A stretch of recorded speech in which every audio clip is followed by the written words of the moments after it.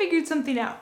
It's a good metaphor and also a useful painting technique if you're painting birds, in particular owls. So as you can see behind me, I am working on this great horned owl, and I've finished the underpainting on its face and going up the wing, and I'm working on the second layer that's coming down this way. And down here, of course, I've just done the sketch, but I thought it would be a good time to pause and share with you this metaphor / technique that I'm going to be using on the next layers of this painting. The metaphor is painting feathers is like constructing the roof on a house. So here's a visual comparison. On the left you see a graphic showing roof construction and the different layers and components that go into constructing a roof. And on the right is my painting, and similarly you can see the owl in various stages of progress. So the frame of the roof is just like the initial sketch that I put down on the canvas. To me, without the sketch, it's just like having no frame. There's going to be nothing to hold up the roof. On top of the wood frame are wood panels, which is like the underpainting to me. I think I mentioned on Instagram when I first started working on this that doing the underpainting always feels like putting odd-shaped Lego pieces together. On top of the wood panels are the felt sheets and then the roof tiles. And to me, that's like the second, third, fourth, fifth, etc. layers. And sometimes you only need 2 layers. Like on the forehead of this owl, there are only 2 layers. So here's a close-up of a roof as the tile is being laid down. And so if you've ever laid down roof tile or you've watched someone else doing it, you notice that they start at the bottom of the roof and then they work their way up to the top. This is because if it's raining, you want the rain to go down the roof, and when you lay the tiles this way, the rain continues to go down the roof rather than go into your house. The top of the roof is essentially like the third eye of the owl. So if you look at its face, between its eyes, you can kind of see that the rest of the feathers sort of fan out from this central place and make their way to the edges of the painting. I've noticed this is true for other birds as well. What this means when you're painting is that you want to start at the bottom of the roof, or the edges of the bird, if you will, and then make your way to the center of the bird, essentially the middle of its forehead. And it seems a little counterintuitive. I mean, most people will tell you to paint left to right, top to bottom, but that doesn't really work that well with birds, I've found. When I paint from the outside in, I can basically lay down my feathers in a direction they would naturally go. Because when I'm putting paint on my paintbrush and I'm sort of dragging it down or dragging it out, and I want to lift it up to get these wispy sort of feathers, I can do that if I've already painted the outside going in. And I'll show you what I mean in a moment. One thing to note is that I'm only particular about painting from the outside in when I'm doing the final layer of the painting. I'm not nearly as particular when I'm doing the underpainting because just like the wood panels of a roof, you're not going to see it. So I'm only particular when it comes to the final layer that you see. And just like I've mentioned in other videos, my biggest concern when doing the underpainting is making sure that the underpainting is smooth, because I don't want texture from the layer that you're not going to see to show up on the final layer, because it could be distracting. Alright, I'm going to show you how I paint the second layer on the face of this owl. And before I get started, let me share the brushes I'm using. I have angled brushes, in particular the 1/8 and the 1/4 size. I have a 1/4 inch filbert brush and a size 0 and 5/0 inch round brushes. And I've added to my arsenal recently these triangle brushes.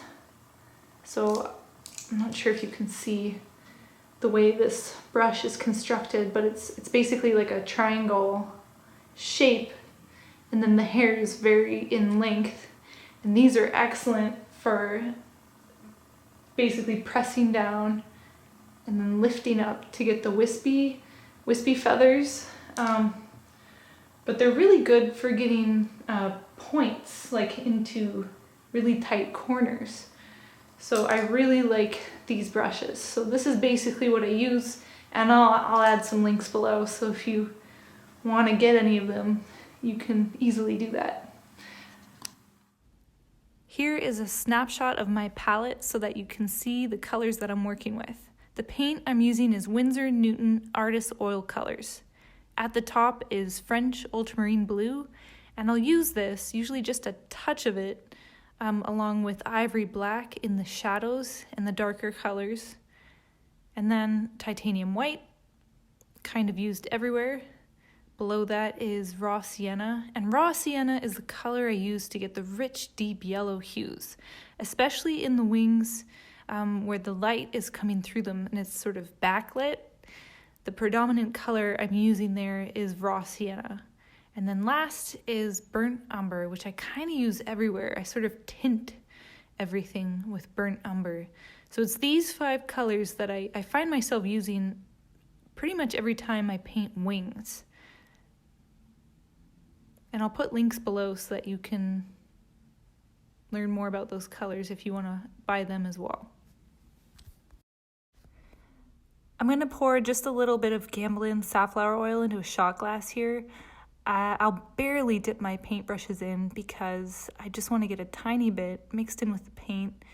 This will help the next layer of paint flow more smoothly over the previous layer. Basically, it helps the feathers sort of glide across the previous feathers that I made. So I'm starting from the outside here with the black paint, and I'm just kind of crisscrossing, going down along the side.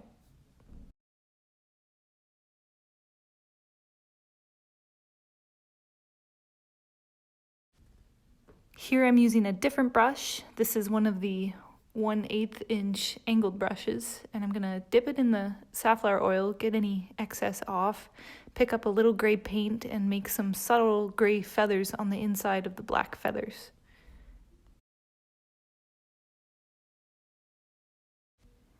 Here I'm using a combination of raw sienna and titanium white to create this sort of orangey yellow color that you see me painting on the inside of the gray and the black feathers.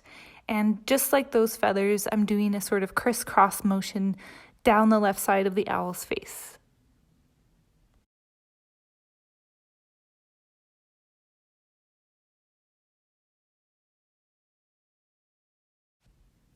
Now that I've filled in most of the area around the eyes, I'm going to use the extra small size triangle brush to pull up little white wispy feathers. I've added a little bit of safflower oil to the titanium white to make sure that the paint flows really easily. I kind of like the semi-transparent effect that you get when you do add safflower oil to your paint.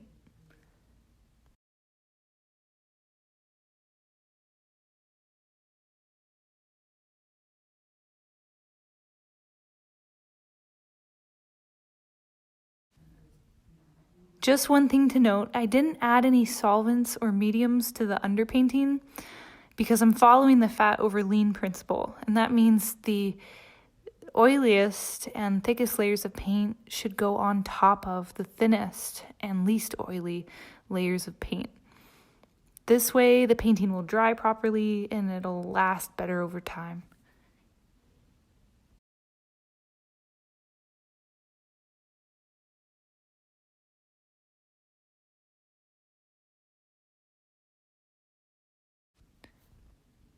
And I'm going to add some details with the 1/8 inch size angled brush. This is just straight up titanium white, and I'm also going to add some accents with burnt umber. This helps add some shadow and depth, and I'm just kind of going to go back and forth, all the way down the side of the face.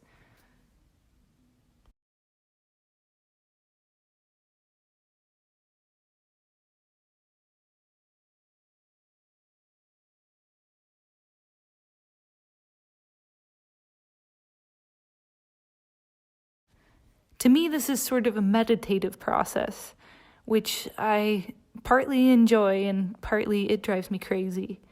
I'm trying to make the feathers not all look like each other and not all go the same direction.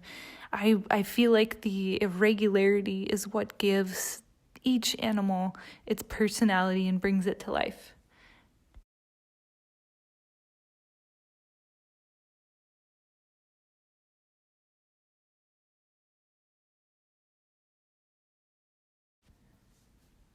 I'm using a 1/8 inch angled brush here to soften the sides of these feathers coming down.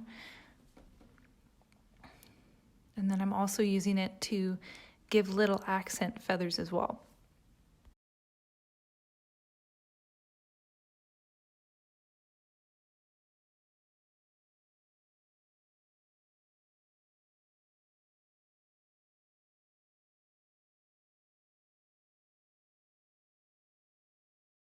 So the left side of the owl is now pretty well done, and the right side I finished when you weren't looking.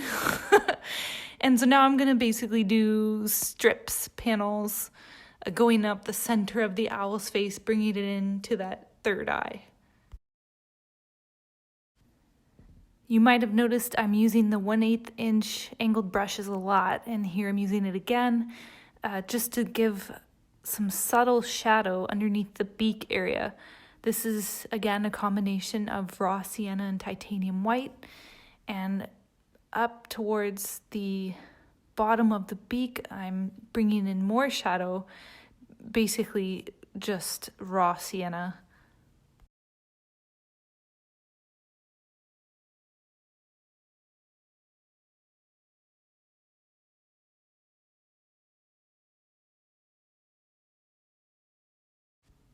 I'm creating a slightly darker shadow just to the right with a combination of burnt umber and titanium white.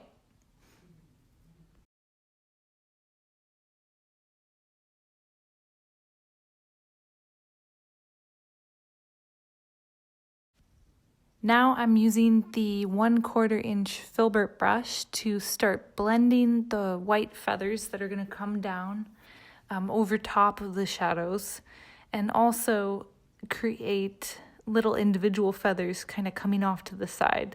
Filbert brushes are great for this because they can blend, and when you turn them on their side, they can create very fine details.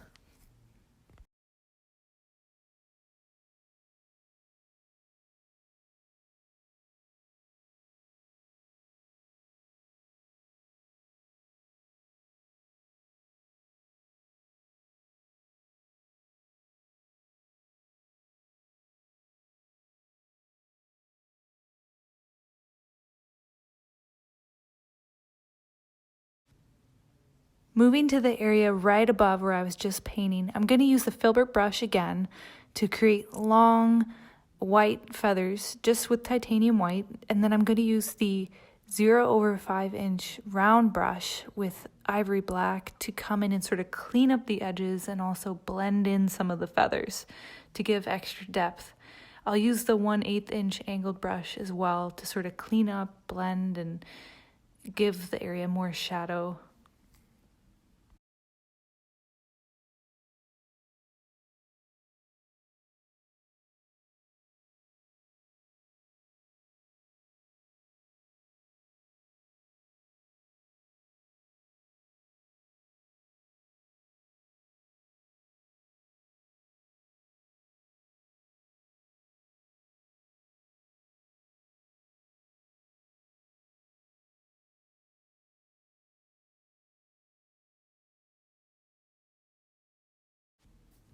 Now that I'm in this area, I'm seeing that it doesn't need a whole lot of work, but I'm going to take the 1/8 angled brush and just add a little extra detail and a little more paint.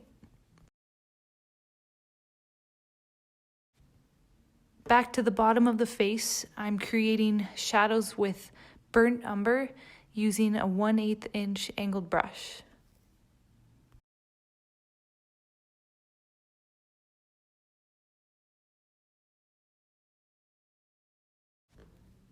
On top of the shadows that I just made, I'm going to take the triangle brush and make small feathers with a combination of burnt umber and titanium white. I will also take a couple of different 1/8 angled brushes and soften those feathers to make them look like they're coming in and out of the shadows.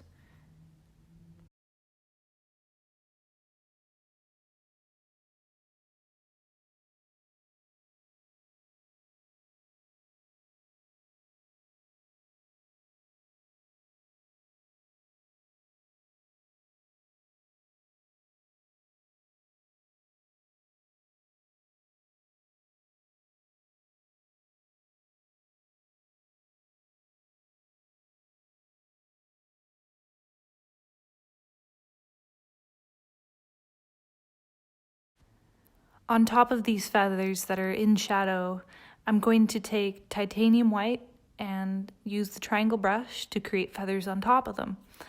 And I'll also use the 1/8 inch angled brush to mellow them out a little bit and blend them in.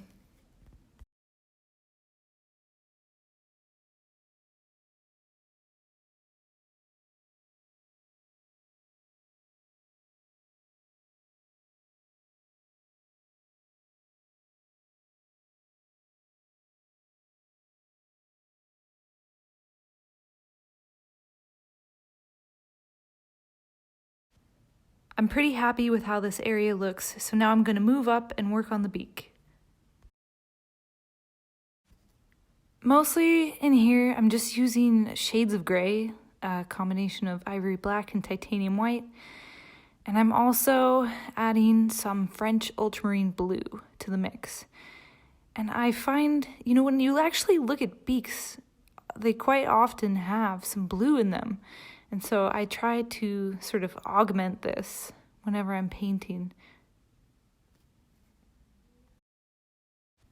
Moving to the right, I'm creating more shadow underneath the beak, mostly using raw sienna, obviously more of it towards the beak, and then diluting it out with titanium white the further you move away from the beak.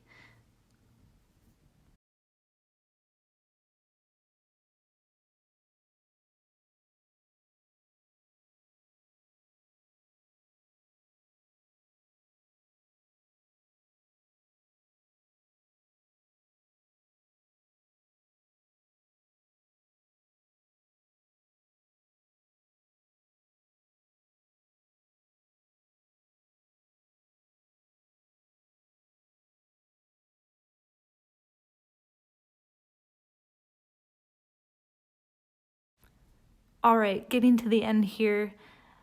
These little tiny feathers to me are like the icing on the cake, and the best brush to create them is the 5/0 round brush.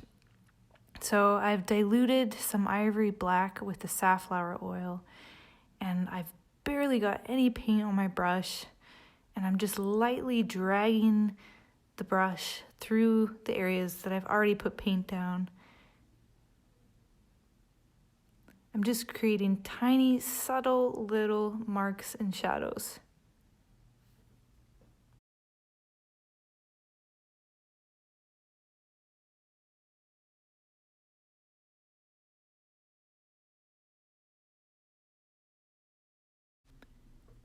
Zooming back out, I'm going to take you back to the beginning of this painting and walk you through the time lapse so you can see how this painting evolved from putting on the frame to adding the panels and then the felt paper and then the roof tiles. So hopefully this helps if you are finding yourself painting feathers and wanting to create a more natural look and also a more seamless look.